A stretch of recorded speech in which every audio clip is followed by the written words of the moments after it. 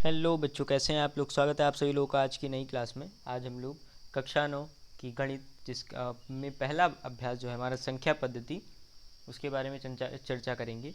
ये हमारा दूसरा पार्ट है, ये हमारा दूसरा वीडियो है इस पहले अध्याय का।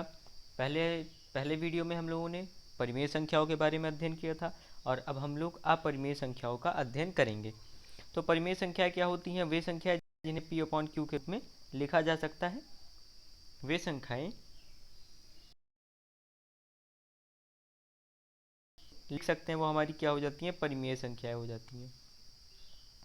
तो अपरिमेय संख्या क्या होगी? इसी का उल्टा होगा कि वे संख्या जिन्हें पी अपॉन क्यू के रूप में नहीं लिख सकते हैं, वे हमारी होती हैं अपरिमेय संख्या। जिन्हें हम पी अपॉन क्यू के रूप में नहीं लिख सकते उन्हें हम कहते हैं अपरिमेय संख्याएं। ठीक है भैया, क्लियर है इतना? चलिए आगे चलते हैं। अब बात करते हैं यहाँ पे कुछ प्रमुख परिमेय संख्याओं के बारे में। जैसे पहला है under root 2, under root 3, under root 15, under root 15। यहाँ पे कुछ भी हो सकता है। अब यहाँ पे under root 4, under root 16, under root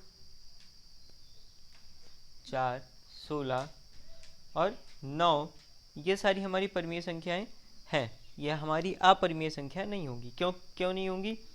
इसका रूट निकालेंगे 3 आ जाएगा, इसका रूट निकालेंगे 2 आ जाएगा, इसका रूट निकालेंगे 4 आ जाएगा, और इसको p अपॉन क्यू के रूप में लिखा जा सकता है। लेकिन under root 2, under root 3, under root 5, under root 7, इन सबको हम किस में नहीं लिख सकते भैया? इन सबको हम नहीं लिख सकते हैं परिमेय संख्या p अपॉन क्यू के रूप में, इसलिए इसे हम अपरिमेय संख्या कहते हैं। अब हम लोग आगे चलते हैं कि अपरिमेय संख्याएं हम लोग निकालें, पता कैसे चलेगा हम लोगों को। और इससे पहले आप लोगों को एक चीज़ क्लियर कर दूं, वास्तविक संख्या क्या होती है। तो अभी हम लोग क्या किए? परिमेय संख्याएं सबसे पहले ज्ञात किए, फिर अपरिमेय संख्याएं हमें पता चला क्या होती हैं। तो हम लोग एक संख्या रेखा लेते हैं, इस पर परिमेय संख्या और अपरिमेय संख्या दोनों को एक तरफ से क्या करते हैं? निरूपित कर देते हैं। परिमेय संख्या और अपरिमेय संख्याओं का संख्या रेखा पर निरूपित कर देते हैं। तो इसके बाद जो संख्या रेखा हमें प्राप्त होती है, जो संख्याएं हमें सारी संख्याएं प्राप्त होती हैं, उसे कहते हैं वास्तविक संख्या। तो वास्तविक संख्याओं में हमारी परिमेय संख्या और अपरिमेय संख्याएं दोनों संख्याएं सम्मिलित होती हैं। या ये भी कह सकते हैं कि परिमेय संख्याएं वास्तविक संख्या होती हैं और अपरिमेय संख्याएं भी वास्तविक संख्याएं होती हैं, और प्रत्येक वास्तविक संख्या परिमेय संख्या या अपरिमेय संख्या हो सकती है या होती है।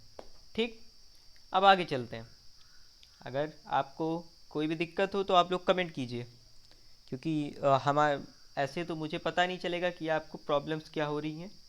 आप कमेंट कीजिए, आपकी उस जो भी प्रॉब्लम होगी, जो भी दिक्कत होगी, उसका निवारण किया जाएगा। आगे हम लोग क्या करते हैं कि संख्या रेखा पर अंडर रूट 2 का स्थान निर्धारण कैसे करेंगे। क्योंकि अभी हम लोगों ने देखा था ना कि परिमेय संख्या और अपरिमेय संख्याओं को कहाँ से ज्ञात किया गया? संख्या रेखा पर से, संख्या रेखा से इन लोगों को निकाला गया था। अब हम लोग कैसे ज्ञात करेंगे कि ये अंडर रूट 2 जो है ये कहाँ पे है? यहाँ भी हो सकता है, यहाँ भी हो सकता है, यहाँ भी हो सकता है, कहीं भी हो सकता है। तो भैया आप लोगों को पता होगा कि अगर कोई भी संख्या रूट में होती है तो हम लोग मान के चलते हैं कि उसका मान जो होगा वो धनात्मक आएगा। ठीक, हम लोग हमेशा उसका मान धनात्मक ही रखते हैं। लेकिन आप लोगों को पता होगा कि ऐसा ऐसा भी तो हो सकता है, यहाँ पे -2 कर दिया जाए, तब हमारा कितना आएगा? तब भी तो हमारा 2 ही आएगा। मतलब यहाँ पे अगर 4 कर दिया जाए, अंडर रूट 4, तब भी हमारा मान कितना आएगा? -2 आएगा। लेकिन हम लोग धनात्मक संख्याओं को यहाँ पे रखते हैं, धनात्मक संख्याओं को मान के चलते हैं। ठीक है, तो जितने भी हमारी अंडर रूट की संख्याएं होती हैं, उनका मान कितना धनात्मक, हमें धनात्मक पूर्णांक प्राप्त होता है या धनात्मक मान प्राप्त होता है। इसी वजह से हम लोग यहाँ पे, तो धनात्मक अगर है तो ये इसका मतलब क्या है? इसका मतलब ये 0 के इस पार नहीं जाएगा, इस इधर ही जाएगा, 0 से धनात्मक की ओर जाएगा, ना कि ऋणात्मक की ओर, क्योंकि इसका मान क्या है, बड़ा है, 0 से तो बड़ा है ना, प्लस √2 है, और √2 किससे छोटा है वो अभी हम लोग देखते हैं। सबसे पहले हम लोग क्या करेंगे, इसका मान निकालेंगे कैसे। आप लोग एक काम कीजिए, सबसे पहले इसको क्या कीजिए कि ये यूनानियों ने बताया था कि इसका एक तरीका निकालने का, इसको हम लोग पाइथागोरस प्रमेय के नाम से जानते हैं। इस पर क्या कीजिए, √2 का मान हमें निकाला था, ठीक है। √2 हमें निकालना है, कैसे आएगा √2, जब ये 1 और ये 1 होगा, इन दोनों का मान 1 1 होगा, तभी √ हमारा 1 आएगा, 2 आएगा। अब ये कैसे पता चला, तो भैया थोड़ा पाइथागोरस प्रमेय अगर आपने अच्छे से लगाई हुई है तो यहाँ पे आपको दिक्कत नहीं होने वाली।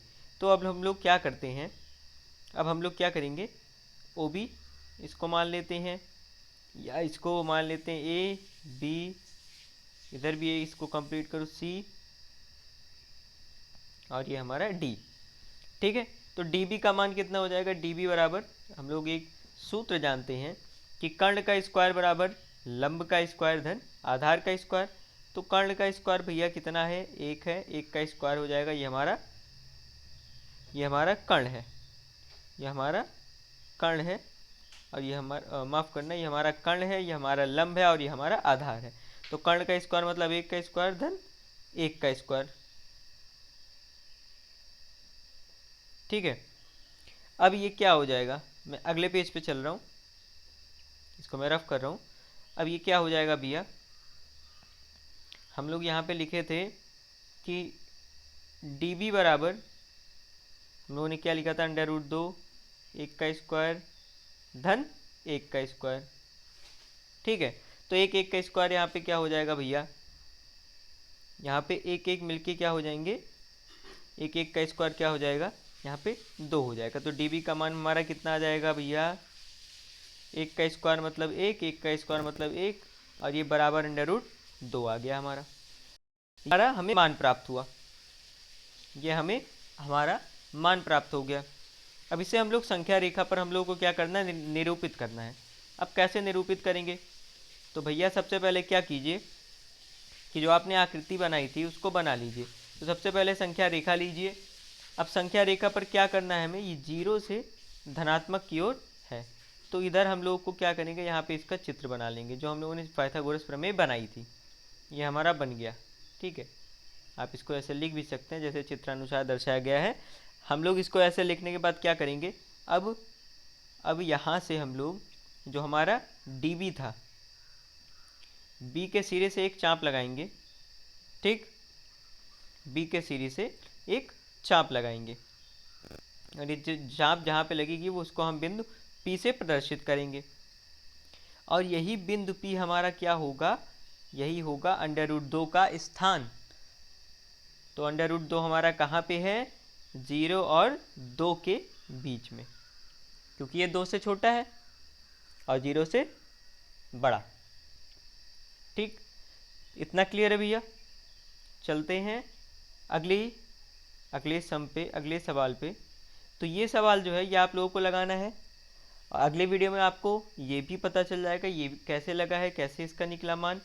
और इस पर कुछ नहीं करना है, आपको मान निकालना है, सीधे सीधे मान निकालने के बाद इसको क्या करना है, आपको केवल √3 का स्थानांतरण ज्ञात कर लेना है, जैसा कि इसमें दिया गया है। स्थानांतरण ज्ञात करने की क्या कीजिए, सबसे पहले तो भैया आप लोग इसको क्या कीजिएगा, ये चित्र आप लोग देख लीजिए। चित्र देखने के बाद यहाँ से क्या करिएगा, इसको आप क्या करिएगा, त्रिज्या मान लीजिएगा, ठीक है। त्रिज्या मानने के बाद यहाँ से D से एक चाप लगाइएगा, जहाँ पे चाप लगेगा वो आपका वहीं आपका √3 का मान होगा, वही आपका संख्या रेखा पर √3 निरूपित हो जाएगा जिस बिंदु पर वो चाप लगेगा।